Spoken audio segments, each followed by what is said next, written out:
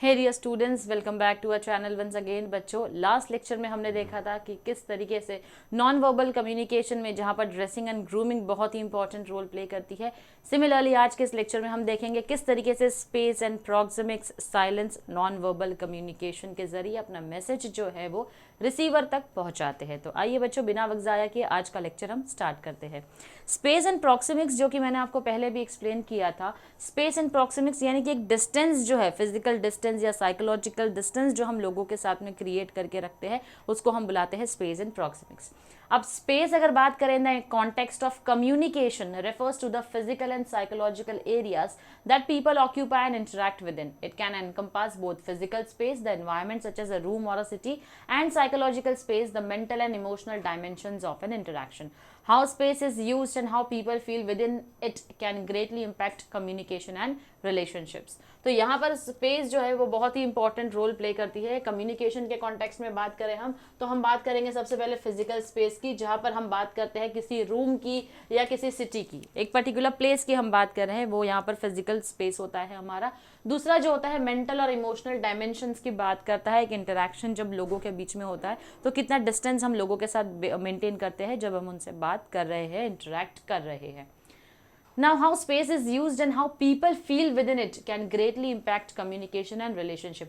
किस तरीके से ये स्पेस का इस्तेमाल होता है हमारे कम्युनिकेशन में और कितना इम्पैक्ट उसका रिलेशनशिप के ऊपर होता है, इस तरीके से स्पेस बहुत ही इंपॉर्टेंट रोल प्ले करता है नॉन वर्बल कम्युनिकेशन में। नाउ सबसे पहले आता है हमारा फिजिकल स्पेस। फिजिकल स्पेस की जब हम बात करते हैं, it refers to physical environment where interaction takes place. Interaction होता है जहाँ पर उस फिजिकल एनवायरनमेंट की हम बात कर रहे हैं, जैसे कि एक रूम में फर्नीचर किस तरीके का है, design of a public space, layout of a city can all influence how people interact with one another.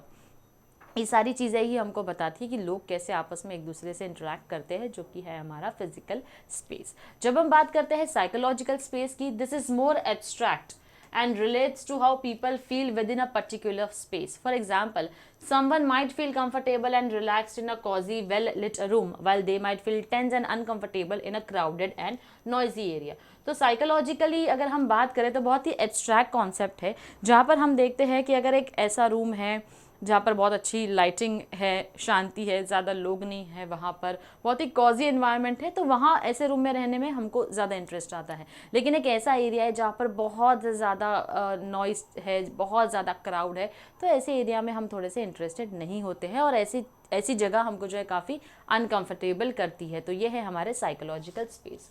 अब बात करते हैं हम प्रॉक्सिमिक्स की। प्रॉक्सिमिक्स का मतलब होता है study of how people use and perceive space in their interpersonal relationship.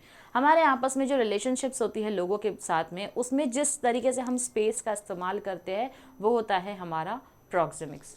For example, doctor Edward T hall ने प्रॉक्सिमिक्स को 4 इंपॉर्टेंट जोन में डिवाइड किया है। अब क्या है ये 4 इंपॉर्टेंट जोन? देखो, यहाँ पर जो हम एक करीबी बनाए रखते हैं लोगों के साथ में, जो हमारे वेल नोन लोग होते हैं, उन्हीं के साथ में हम इतना अच्छा रिलेशन जो है वो रखते हैं। सबसे पहले आता है हमारा इंटीमेट जोन। इंटीमेट जोन जहाँ पर पर्सनल स्पेस में हम ज़्यादा लोगों को एंटर होने नहीं देते हैं। फिजिकल, यहाँ पर टच की भी बात आ जाती है, जहाँ पर रिलेशनशिप्स में we have family members, intimate partners and for children clinging to a parent और each other. It ranges from touching to about 18 inches 46 centimetre.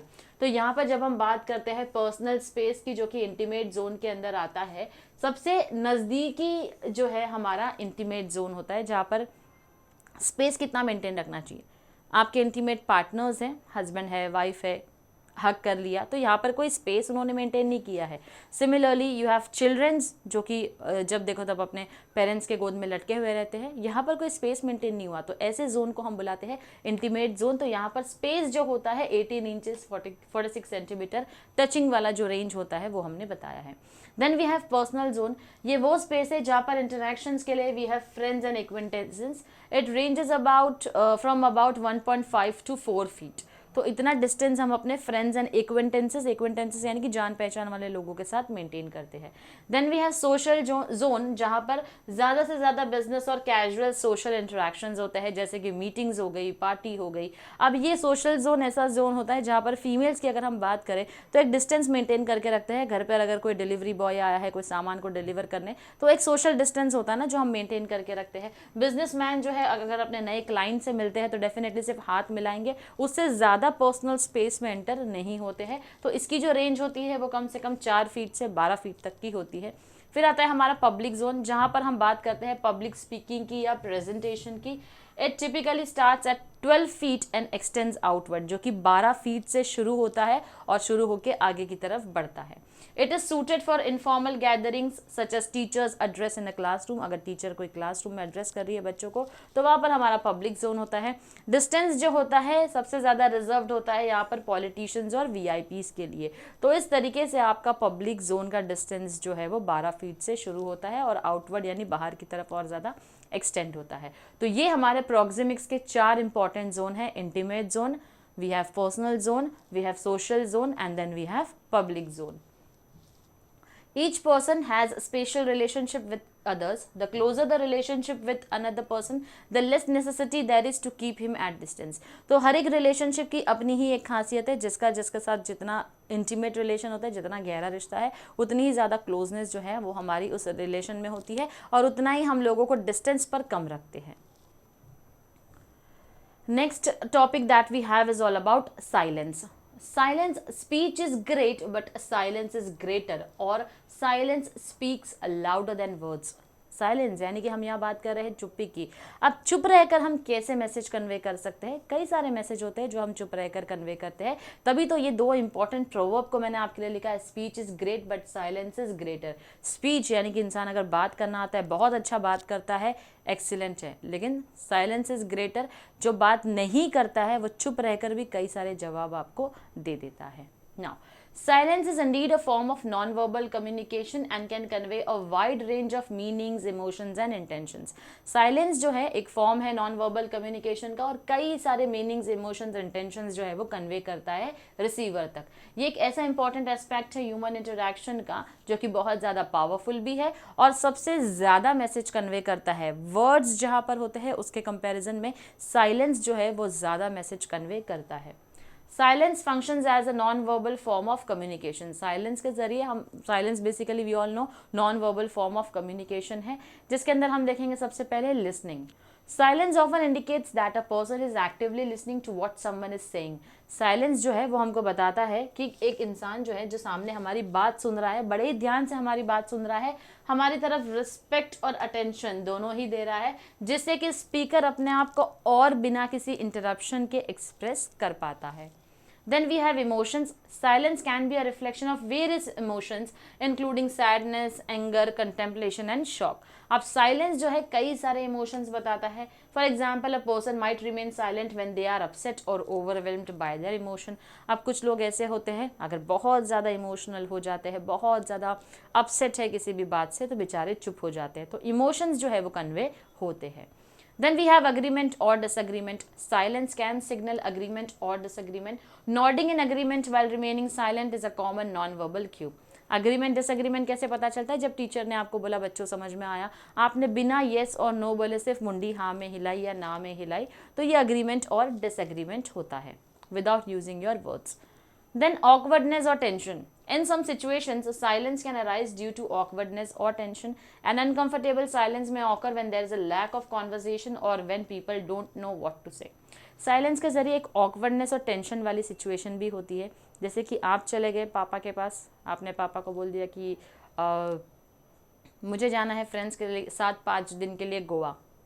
अब जो पापा की चुप्पी है ना, बस ये चुप्पी का जवाब आपको मिल जाता है और एक ऑकवर्डनेस और टेंशन वाली सिचुएशन जो है वहाँ से शुरू हो जाती है कि इसको मैं हाँ समझूँ, इसको मैं ना समझूँ, इसको मैं कभी नहीं समझूँ या मैं इसको क्या समझूँ। तो बस वही ऑकवर्ड और टेंशन वाली सिचुएशन होती है जब सामने जो इंसान है जिनसे हमने सवाल किया है, कुछ पूछा है, उन्होंने हमको जवाब नहीं दिया, तो उसका मीनिंग हम खुद ही इंटरप्रेट कर लेते हैं। यूजुअली हम इंटरप्रेट करते हैं कि वो ना ही है। Power and control. Now, in certain situations, silence can be used as a means of asserting power or control. कई situations ऐसी होती है जहाँ पर silence को पावर या कंट्रोल के रूप में भी देखा जा सकता है. For example, a person in authority might remain silent to convey their dominance और to prompt others to speak. कई बार ऐसा होता है, हमारे बॉस चुपचाप बैठे हैं, गुस्से में हमको सिर्फ देखे जा रहे हैं, साइलेंट है, कुछ नहीं बोल रहे हैं, फेशियल एक्सप्रेशंस के जरिए तो कन्वे हो ही रहा है कि वो गुस्से में, लेकिन अगर हम लोग सब बात कर रहे हैं, अचानक से वो आकर सबको देख रहे हैं, कुछ नहीं बोल रहे हैं, सिर्फ उनका देखना ही कन्वे कर देता है पावर और कंट्रोल जो है वो उनके हाथ में, कि जैसी वो आए सबके सब डर गए और शांत बैठ गए. Then we have pauses for thought. Silence is often used to allow individuals time to think or process information. In public speaking, for instance, a well-placed pause can emphasize a point or allow the audience to absorb the information. Pauses for thought का मतलब यहाँ पर होता है, कई बार जो speakers होते हैं, जो बात करते हैं, अब वो बात करते करते बीच में पॉज लेते हैं. क्यों पॉज लेते हैं? जैसे कुछ सेंटेंस बोला, रुक गए. अब यहाँ पर वो चाहते हैं ये साइलेंस के जरिए आपके ब्रेन में जो इन्फॉर्मेशन है, अगर कंटिन्यूसली बोलते रहेंगे तो कुछ समझ में नहीं आएगा, कुछ ध्यान नहीं रहेगा, तो धीरे धीरे ऑडियंस जो है वो इन्फॉर्मेशन को एब्जॉर्ब करते रहे. इसीलिए यहाँ पर साइलेंस का इस्तेमाल किया जाता है, जिसको बोला जाता है पॉजेस ऑफ थॉट्स, यानी कि हम धीरे धीरे करके इन्फॉर्मेशन आपकी ब्रेन में क्या कर रहे हैं, एब्जॉर्ब करवा रहे हैं. Then we have cultural differences. Interpretation of silence can vary across culture. In some cultures, silence may be seen as a sign of respect or thoughtfulness, while in others it may be viewed as uncomfortable or impolite. Cultural differences होते हैं definitely, वहाँ पर silence important role play करता है, क्योंकि एक culture में बोला जाता है, कोई स्पेसिफिक कल्चर का नाम नहीं लिया, यहाँ पर एक कल्चर में माना जाता है कि साइलेंट रहना या चुप रहना ज़्यादा बेटर होता है. ये बताता है कि सामने वाला इंसान बहुत ही रिस्पेक्टफुल है आपके लिए. लेकिन जहाँ पर आप साइलेंट नहीं रहते हो, साइलेंस नहीं रखते हो, वहाँ पर आपको बड़ा ही इम्पोलाइट सा इंसान माना जाता है. Then non-verbal agreement. Sometimes silence serves as a form of non-verbal agreement. For example, when someone offers a suggestion or proposal and others remain silent, it can indicate tacit approval. Non-verbal agreement यानी कि कई बार क्या होता है, जैसे हमने आपको पूछ लिया कि हमने XYZ प्लान बनाया है, आई होप किसी को कोई प्रॉब्लम नहीं है मेरे इस प्लान से. तो जब मैंने ऐसा बोला, आप लोगों ने कुछ आंसर नहीं दिया, तो आई होप आपको कोई प्रॉब्लम नहीं है. अगर प्रॉब्लम होती तो अपने आप कन्वे करते, नहीं है यानी कि आपका अप्रूवल है कि हमको किसी तरीके की कोई प्रॉब्लम नहीं है. Then mystery and intrigue. In storytelling and entertainment, silence can create suspense and intrigue. Pauses in dialogue or music can heighten anticipation and drama. तो मिस्ट्री एंड इंट्रीग जहाँ पर हम अगर बात कर रहे हैं कोई ऐसी मिस्टीरियस इन्फॉर्मेशन या सस्पेंस को क्रिएट करने की, मूवीज़ में देखते हैं, हम ड्रामा में देखते हैं, जहाँ पर साइलेंस का इस्तेमाल होता है, अचानक से सब जगह सब कुछ जो है वो शांत हो जाता है, क्योंकि एक सस्पेंस क्रिएट करने की यहाँ पर कोशिश की जा रही है. एक मिस्ट्री जो है वो आपके सामने ले जाते हैं इस तरीके से, ताकि एक एक्साइटमेंट जो है लोगों के अंदर, ऑडियंस के अंदर, एंटरटेनमेंट के लिए एक्साइटमेंट होना बहुत ही ज़रूरी होता है. तो ये साइलेंस के ज़रिए वो आप तक अपना मैसेज जो है वो कन्वे करने की कोशिश करते हैं. तो ये था हमारा silence as non verbal form of communication. Moving ahead further, we have auditory signals. Auditory signals बहुत इंपॉर्टेंट रोल प्ले करते हैं नॉन वर्बल कम्युनिकेशन में, क्योंकि यहाँ पर कुछ आवाज़ें हैं जो सुनकर हम कुछ चीज़ों का अंदाज़ा लगा पाते हैं या मैसेज को इंटरप्रेट कर पाते हैं. फॉर एग्जाम्पल, फैक्ट्री का जो सायरन होता है, अब ये जो सायरन है ये फैक्ट्री का सायरन है, अगर ये सायरन बजता है तो इससे समझ में आ जाता है कि एक वर्कर्स के शिफ्ट का टाइम शुरू हो गया है और दूसरे वर्कर्स जो ऑलरेडी शिफ्ट पे थे उनका वर्किंग टाइमिंग खत्म हो गया है, तो वो घर जा सकते हैं और जो वर्कर्स का शिफ्ट शुरू हुआ है वो काम करना शुरू कर सकते हैं. तो ये ऑडिटरी सिग्नल हमको कैसे मिलता है कि काम का वक्त हो गया, जब वो सायरन बजता है. सिमिलरली चर्च में जब बेल बजती है तो उससे हमको पता चलता है कि क्या टाइमिंग हो गया है, प्रेयर के टाइमिंग्स शुरू हो गए हैं. स्कूल बेल बजती है, स्कूल में बड़ा ही वक्त हो गया हमको स्कूल की बेल को देखे हुए, तो आप देख लो स्कूल में जब बेल बजा करती थी पता चल जाता था या तो ब्रेक टाइमिंग है, या तो लेक्चर ख़त्म हो गया, या तो स्कूल ख़त्म हो गई. ठीक है, तो ये ऑडिटरी सिग्नल से हमको मैसेज मिल जाता था कि ये टाइम हो गया, अभी आप लोगों के ब्रेक का टाइम हो चुका है, या स्कूल छूटने का टाइम हो गया, या स्कूल में आने का टाइम हो गया है. सिमिलरली ये जो आप विजल देख रहे हो, ये विजल का इस्तेमाल कौन करता है? ट्रैफिक पुलिसमैन करते हैं. अब वो सिर्फ सिटी बजा देंगे तो पता चल जाएगा, सबकी नज़रें उनकी तरफ घूम जाती है कि क्या हम में से कोई ऐसा है, किसी ने ब्रेक रूल किया है, या हमको कोई बुला रहा है, ट्रैफिक पुलिसमैन हमको बुला रहे हैं क्या. तो इस तरीके से ये ऑडिटरी सिग्नल्स को सुनते हुए हम क्या करते हैं, उस मैसेज को रिसीव करते हैं जो सिर्फ और सिर्फ आवाज़ के जरिए हम तक कन्वे किए गए हो. Then we have visuals. अब विजुअल्स क्या होते हैं? Visual communication is the process of transmitting ideas, message and information through images, जहाँ पर हम इमेजेस का इस्तेमाल करते हुए लोगों तक अपना आइडिया, अपना थॉट, अपना इमोशन कन्वे की कोशिश करते हैं, कन्वे करने की कोशिश करते हैं, उसको बुलाते हैं visual communication. Images can be used to represent or symbolize concepts, feelings or ideas. It is used in a variety of contexts including advertising, marketing, design and education. तो visual communication जहाँ पर कई सारे context में इस्तेमाल किया जाता है, marketing के लिए बोलिए, designing के लिए बोले, advertising के लिए बोला जाए या education के लिए बोला जाए, हर जगह visual communication का इस्तेमाल किया जाता है ताकि एक clear message आप तक convey हो सके। It helps in transmitting message quickly. अब कई बार क्या होता है, अगर ये सिर्फ लिखा हुआ है, अगर आपको सिर्फ पढ़ना होगा तो आपके दिमाग में इंफॉर्मेशन उतनी जल्दी नहीं जाएगी जितना जल्दी कुछ इमेजेस को देखकर चली जाती है। तो ऐसे इमेजेस का इस्तेमाल किया जाता है ताकि मैसेज क्विकली आप क्या कर सके, याद कर सके। There are many ways that visual communication like charts, photographs, sketches, videographs and even emojis and GIFs can help improve the understanding of your message। जो सबसे ज़्यादा हम इस्तेमाल करते हैं, emojis का इस्तेमाल करते हैं और उसी के साथ साथ GIFs का इस्तेमाल करते हैं, राइट। तो ये हम क्यों करते हैं? ताकि हम अपना मैसेज, अपने इमोशन को बड़ी ही आसानी से कन्वे कर पाते हैं। अब चार्ट्स की अगर हम बात करें तो it brings data to life. Charts अगर हम देखें तो हमने बार, ग्राफ, चार्ट, पिक्टोग्राम्स ये सब देखा है। तो कोई भी स्टैटिस्टिकल डेटा या न्यूमेरिकल डेटा जो होता है या स्टैटिस्टिकल इन्फॉर्मेशन होती है वो चार्ट के जरिए बड़ी ही आसानी से लोगों तक पहुंचाई जाती है। फॉर एग्जांपल कोई चार्ट बनाया है हमने सेल्स का, तो हमने यहाँ पर नंबर ऑफ ईयर जो है वो डिवाइड कर लिया। For example 2020, 2021, 2022 and then 2023। तो कौन से ईयर में हमारा सेल्स जो है वो इम्प्रूव था, कौन से ईयर में डिक्लाइन हुआ है, ये चार्ट्स, ग्राफ्स के जरिए जो है वो हमको बड़ा ही आसान होता है समझना। वही अगर मैं बोलूँ कि 2022 में मेरा सेल्स जो है वो कम था, 23 में ज़्यादा है, या 22 में जो है वो डिक्लाइन हुआ, 23 में वापस से राइज हो गया, तो ये हम इस चार्ट को जब देखते हैं तो ये स्टैटिस्टिकल डेटा काफ़ी क्लियर होता है हमको इन्फॉर्मेशन देने के लिए। अब यहाँ पर एक एक्यूरेट इन्फॉर्मेशन, एक ही नज़र में हमको एक्यूरेट इन्फॉर्मेशन जो है वो देखने मिलती है।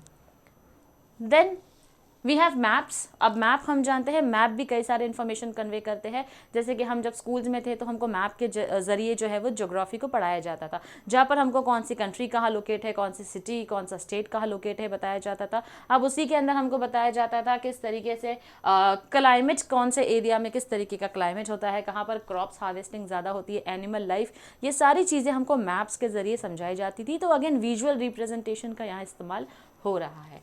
फिर बात आती है हमारे कलर्स की। जब हम बात करते हैं कलर्स की तो कलर्स भी बहुत इंपॉर्टेंट रोल प्ले करते हैं क्योंकि ये कई सारे मैसेजेस जो है वो देते हैं। जैसे ट्रैफिक सिग्नल की अगर हम बात करें तो 3 कलर्स है। रेड सिग्नल यानी आपको रुकना है, ग्रीन सिग्नल यानी कि बढ़ना है, और ऑरेंज सिग्नल दैट मीन्स कुछ सेकेंड्स का गैप होता है जहाँ पर आप मूव कर सकते हो।